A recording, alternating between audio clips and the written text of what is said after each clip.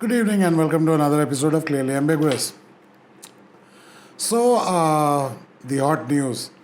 Well, there have been some new developments in India and there is at least a shift in some news there. But then again, the prime time coverage still is to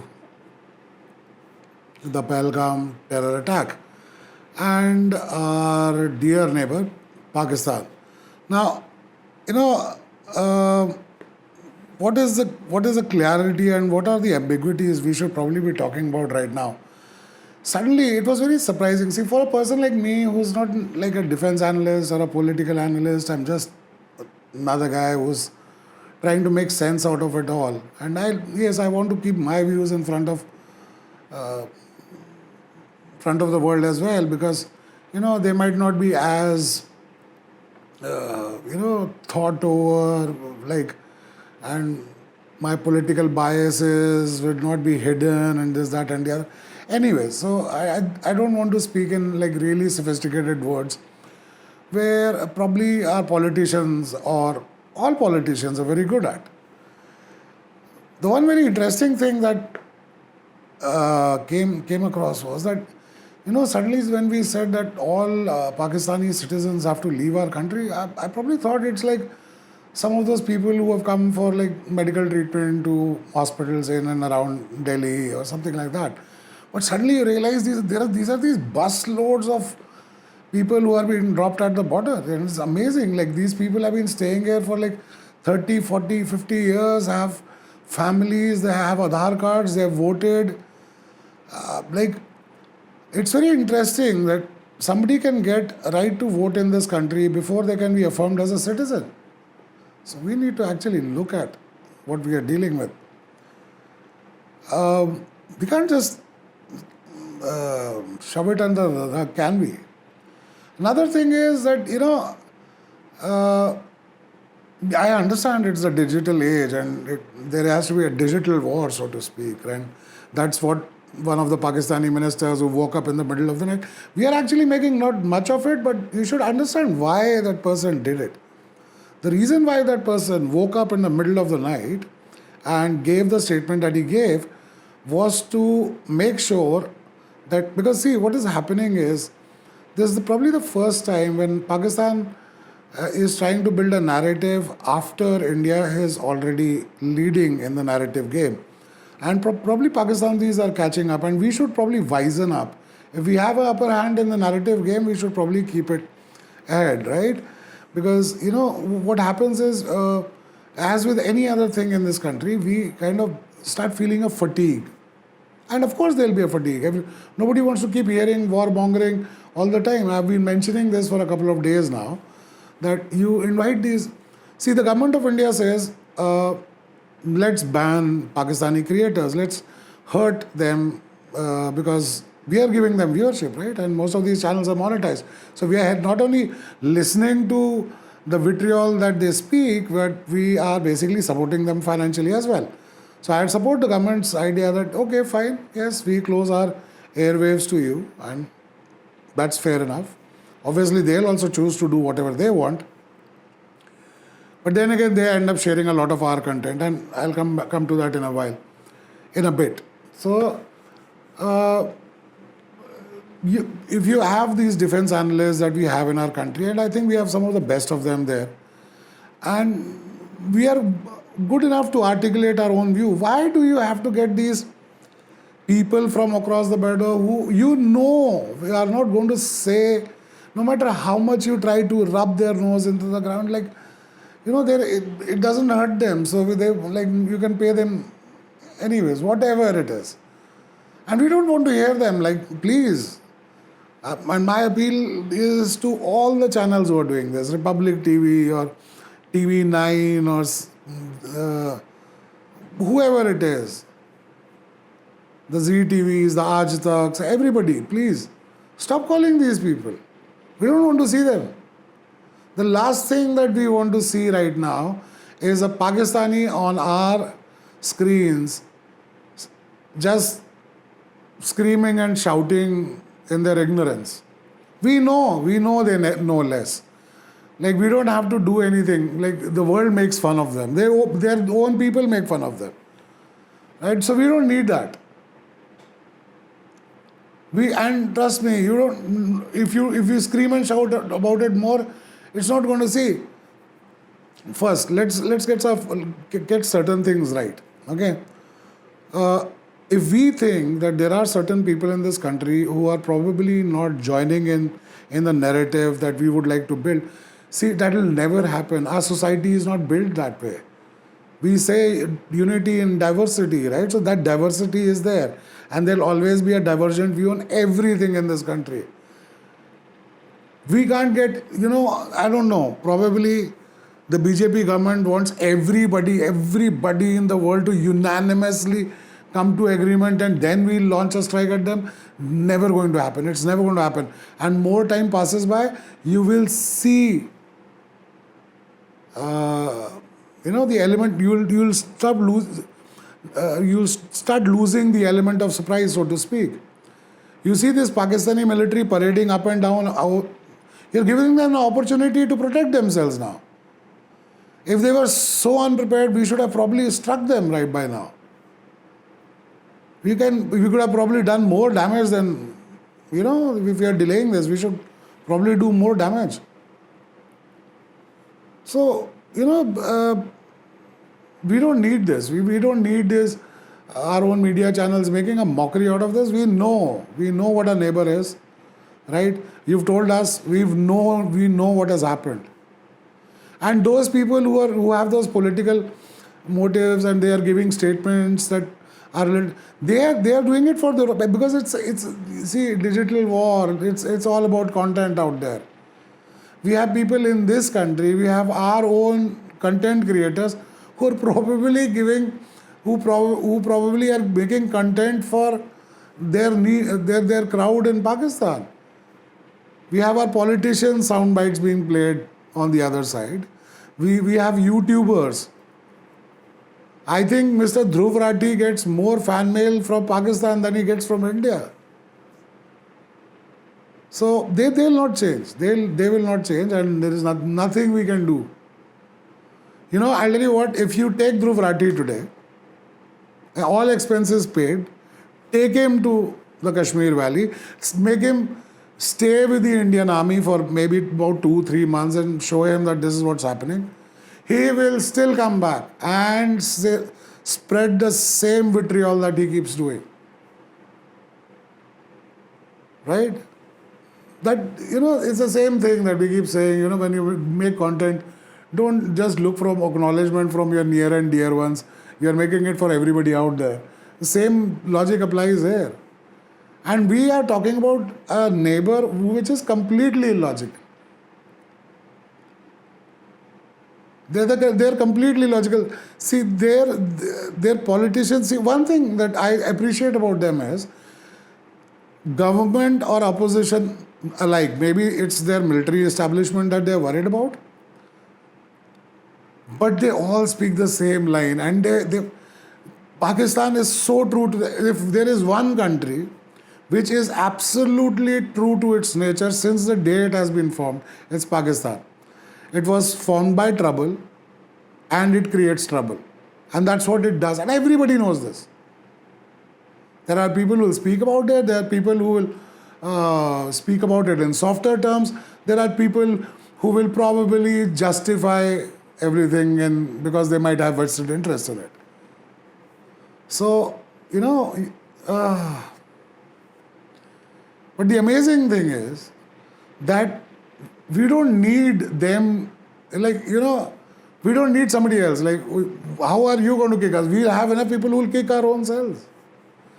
We have so many people who are going to cast aspersion and doubts on our own security apparatus. Amazing, isn't it?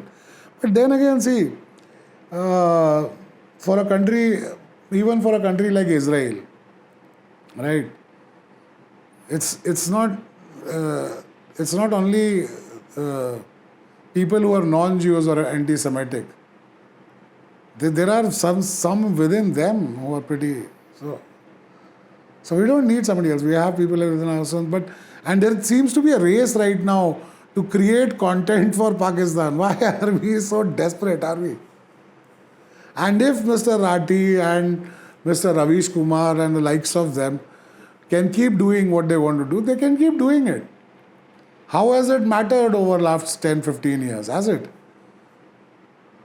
Do you think it matters to the person in the Indian Army or the Indian Navy or the Indian Air Force who's probably going to just follow orders? The armies and of the countries do not follow the opinions of journalists. They follow the orders of their seniors and their journals, right?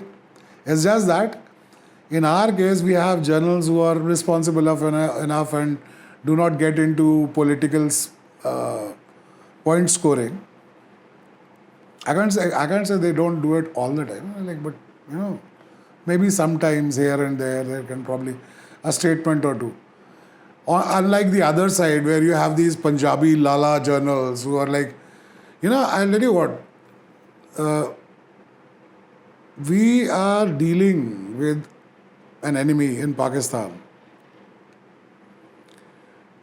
for whose military apparatus everybody is just cannon fodder. Their citizenry, their everything. It's the Pakistani military who owns that country, and it's those journals. And the reason why I want to use, for want of I don't know how I'd probably phrase this in English, but probably phrase it better in Punjabi. कि ये सुधरते क्यों नहीं? Yeah. Why don't they change? Because they don't get hurt.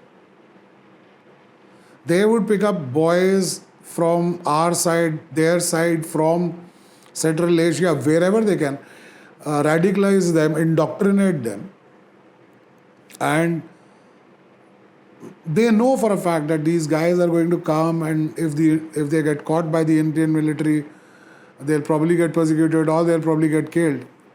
And there's 100 thousands of they can create, because they've got it like a manufacturing unit of these idiots. But we respond, fine, we'll respond, we'll probably do a air strike, or we'll probably do a surgical strike, or whatever we'll do. Who are we going against? We are not going against these journals. Every time one of our chiefs, or the air chief or the naval chief, probably everywhere in the world, who has professional armies, the chiefs retire, probably they're given other political office, they can maybe get governors, or they just retire. Majority of them just retire, they enjoy their golf and everything. The Pakistani journals do not like to retire. The moment their retirement comes close, they go berserk. And their favorite obsession is India, as they say. Yeah, they can't say I. It seems they have to pronounce that I as an E. Somebody has to tell the Pakistanis. There's a very big difference. They all like to speak that they know the best of. Like you have one of their politicians, Bilawal Bhutto. He wails. He does not speak. He wails while he speaks. That's what he does. Sounds very funny. So did his mother, and so did his. And I'm not saying they were bad people or bad politicians, but then again, they had this way, right? And come on. They like to be a little melodramatic. And that's what Pakistanis are doing right now. Being melodramatic. Them and their atomic threat. This is the West that it should realize that this is what you've created for us on our doorstep. You know what? They can't find a conventional war. The only thing they can do is, we'll blow you up and we'll blow up ourselves. They really think that they can go nuclear. Fine, I'll tell you what, if it comes to that, and probably that's what will happen to Pakistan as well. They'll just commit suicide one day. They'll just go nuclear against India, destroy a majority of India, and there'll be a few people left in our country still to basically survive the nuclear winter, and then so on and so forth. And then because we launch again, so somebody else will love you. What are the Pakistanis playing at? And sooner or later it's coming to them. It's coming to them. Because there is so much, like you can't keep testing everybody's patience all the time. So yeah, that's what I've been observing. That there's a lot of uneasiness. Everything is there, and please, you can keep getting these things. There's a plane crash that has happened there, or there is some. Listen, if it's coming from the Pakistanis, rest assured, they know they practice propaganda. Like they have just found a few things that propaganda is their state policy. That's what they do. They'll shout a lie so loud and so many times that you'll think, oh, probably it's the truth. They'll make you doubt your truth. So chill. And you know what? The Pakistanis and anybody who has these illusions about the Pakistani people and the Pakistan. See, your military, your politicians. If our politicians are a reflection of us, Pakistani politicians are a reflection of their society as well, right? It cannot happen that the poor society, such a righteous society, ends up choosing only corrupt leaders over. The society is so honest and so peaceful and so the Pakistani society, so to speak. And then you have such journals and such politicians who are absolutely corrupt, who are destroying your own country much better than they're probably doing Pakistanis are amazing at hurting their own people. They're amazing at hurting their own people. So they can keep doing whatever they're doing. As far as our country is concerned, our politicians, the business goes on as usual. Some will speak in favor, some will not speak in favor. Some people will make videos, some people will not make videos, and so on and so forth. And people in this country have realized that you can make any content, get it monetized, and make a lot of money. So yeah, we are actually breeding a brand of nationalists in this country now who probably just doing it because they're probably going to earn more money. And then we have the lefties. The entire ecosystem, of course, supports the lefties. Even the platform that we are speaking on, if you speak their agenda, probably I don't get pushed as much. That's why I need your help, right? So if you liked anything, please push it, man. Please share it, because there is a lot of other stuff which is getting shared, which is basically, I think you'll kind of agree with what I'm saying right now, because this is what I'm feeling. I'm watching our news channels, I'm watching Pakistani news channels. And you know what, Indian government, you want to ban things? Who are you banning? People like me, we don't watch Pakistani channels, right? We probably would like to listen to what their thing is going on, but then again, we know, this is what they're going to basically preach, so we'll probably, and we're not going to get brainwashed by whatever idiotic dribble that they're going to share with us. That's not going to happen to us. But yes, those people that you think that you have stopped from watching their content, they are going to download VPN apps, and that's what happened to PUBG in this country, didn't it? The Indian government one day decided, let's ban PUBG. What happened? Everybody started playing it, downloaded the APK files, this, that, and the other. Just saying.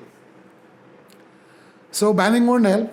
The only thing that will help right now, and I hope, I have full faith in the fact that when we say that we're going to take action, we will take action.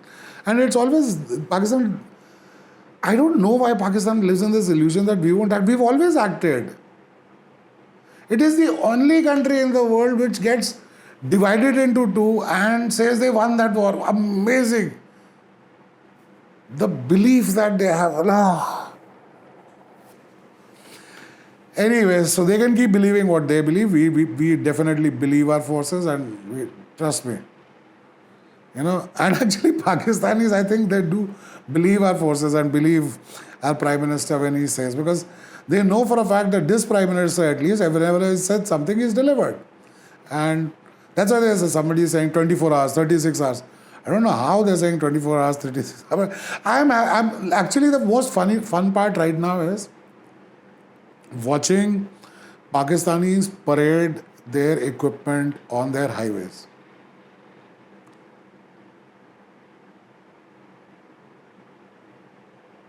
Because for a country right now which is at the brink of going berserk, or berserk, bankrupt, or whatever, you know how much pleasure it gives me when I see an entire column of Pakistani artillery going up and down a highway. The diesel that they get used, the fuel that they get used for their own people is being used right now. So amazing. I'm loving the fact that these guys have to keep their aircrafts, their fighter aircrafts in the air, their transport aircrafts in the air on borrowed fuel. And the more they mobilize, the more they'll have to feed their army. And where do you think that food is going to come out? It's going to come out of the mouths of all those impoverished Pakistanis right now who are already at the brink of, So, yeah. And we also should realize that we have to stop hurting these small fry. We need to hurt one of those journals. The journals who come and say, oh, we have... In our country, there's this entire... Listen, okay, let's address this, some people in our country. Okay. So, my dear fellow Indians who believe that we should probably start talking to Pakistan, or we should believe Pakistan. Do you probably not know what the history of Pakistan has been? Whenever they've always known for double speak. There are like BBC documentaries. BBC, one of the most left-leaning organizations in the entire world. Why can't we just listen? We have given enough warnings to BBC. Let's just tell BBC, please pack up your bags, leave our country. We don't need you. What are they going to do? See, we warn them, we leave them, they're still going to speak against us anyways, right? Let them go. And trust me, I think British have a great time. See, British realized if we leave this entire subcontinent united, boss, we've had it. So they divided us. They suggested, they supported certain perpetrators of the two nation theory, so on and so forth. And the British have they want to actually have the last laugh every time Pakistanis do something against our country. I think British somewhere think, wow, see, we gave them something to remember us by. The British are like a sciatica pain, trust me. Ow, every now and then, yeah. That's what they are. How can we Indians, we think we're probably going to have a British Prime Minister who speaks in our favor and all that. Listen, that's lip service they give you. Do you think the British pride has never been dented because they had to leave this subcontinent? India was their prize jewel that they had to leave. And you think they've probably... Oh, come on. We Indians are so naive. We are so naive. Believing that the West... Listen, we bloody Indians just sent these Europeans and these British packing home. It has definitely dented their pride, and there are some places it hurts where they can't tell us that it hurts them. So anyways, so our dear Pakistani friends are so true to their nature. So one thing that we should actually believe about Pakistan is we should not believe them at all. Right? One thing. And yes, we guys should probably actually just go to the border, get some popcorn and just watch these guys go up and down and up and down. We have put them in a frenzy. I love this. I love what we are doing to these guys.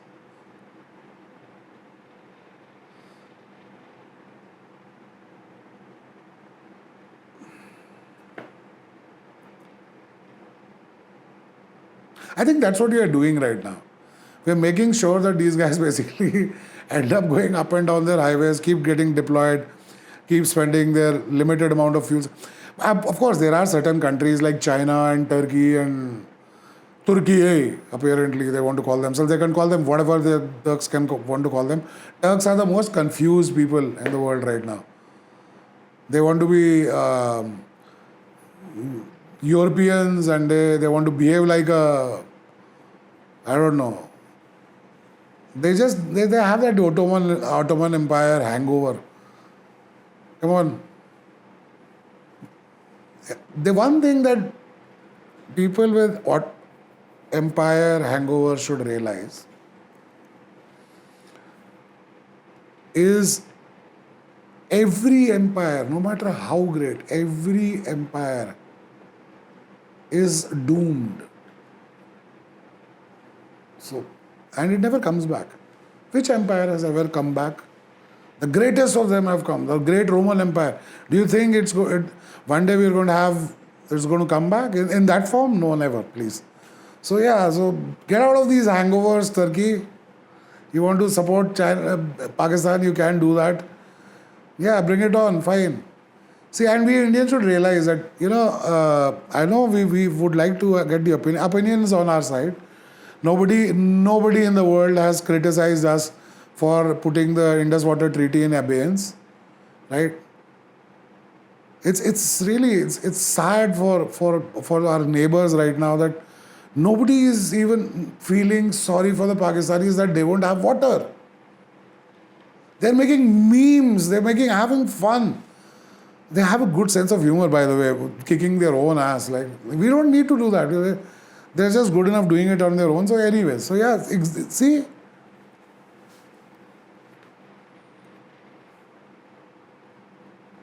And Pakistanis would love to live in this illusion. I don't know till when are we going to give this illusion to them that we are probably toothless tigers.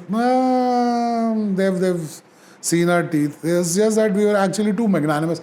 Actually, our magnanimity is so good in this country. We are so magnanimous that we let them come here, settle here, do whatever. I was looking at this one comment somewhere on the internet. Indian intelligence, like our intelligence, how would we implant an intelligence operative? We'll train them really hard and we'll learn the way, their culture and everything, and eventually get caught one day and languish in their jails and die. And that is what is an Indian intelligence operative. And what is a Pakistani Indian intelligence operative? Go to Facebook, find a desperate Indian, marry that Indian, come to our country, go back to your own country every now and then in the name of meeting your own parents and transfer data and intelligence and come back again. That's how magnanimous we Indians are. And it's good. It's good that at least we've got a real good kick in our rear ends right now, and probably that's what we needed to sort these guys out. And their superior thinking. So anyways, that's what I've been hearing, listening, watching, and that's why I wanted to speak about. What do you think? Please mention in the comment section. Please help our small channel grow as well, because yes, we want to make money too, as others do. Alright? So thanks for watching. Keep watching. Until next time, you take care of yourself. Bye bye for now.